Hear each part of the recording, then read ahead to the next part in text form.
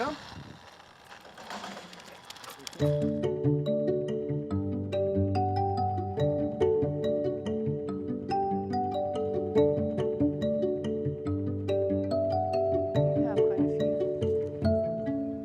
Roxanne and Elvis, they are so passionate about their land stewardship on their property for all wildlife species, not just the Houston toad.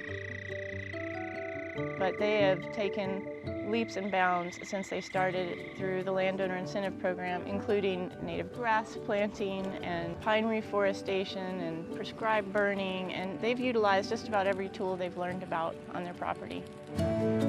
When Elvis and I moved from Colorado to Texas in 2004, we bought this place and needed a lot of work, and that started the whole process of learning and doing on our 53 acres.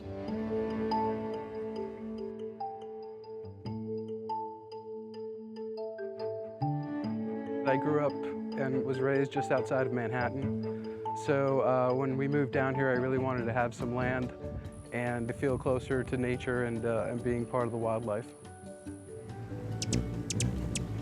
The name on the gate is Rancho Zunzun. My father was really taken by the amount of hummingbirds that we had on the property. It's actually, I learned later, a species of hummingbird endemic to Cuba, and Elvis is Cuban.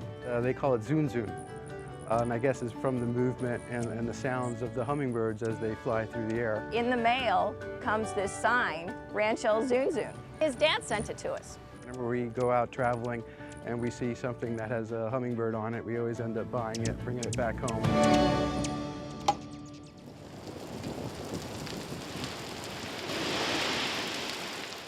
I lost my house in the Bastrop County complex fire, and Roxanne and Elvis were there for me. In fact, they were willing enough to take my cat and house her, who we'd only had for 2 weeks and is now one of their family members. When the fires happened, I was administrator of Bastrop County's Lost Pines Habitat Conservation Plan. Basically, I was tasked with leading the effort for the environmental recovery component. Every once in a while, I will still get a phone call or an email, Bastrop County, this is Roxanne, from a property owner that I used to work with a question. She's known as the Toad Lady. Well, officially I'm no longer the Toad Lady, but because I was the first administrator and happened to be female, I think I'm always going to be the Toad Lady. There's some more seedlings over here. We planted, the 3,500 trees the year right before the drought. Here, this whole area was filled with cedars. Yeah. Just couldn't even walk through here. And we had that removed and cleared and did the prescribed burn back in 2012. Yeah, you can still see all the burn scars on the trees. For our wildlife management, we provide supplemental shelter, which are the brush piles. We have five nest boxes, which are frequented by bluebirds. We have a bat box. We're seeing a lot more deer lately, and unfortunately coyotes are coming around, but that's just the way of nature.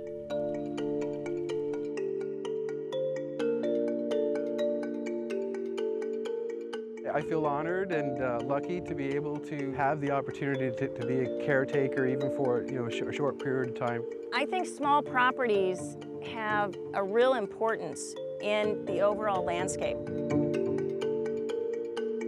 5 acres in isolation, but if you work with that 5 acres, and then you work with the 5 acres that their neighbor has, and you look at it holistically, you're going to be managing a lot larger landscape. And people working together, I think we can make some good things happen in the state.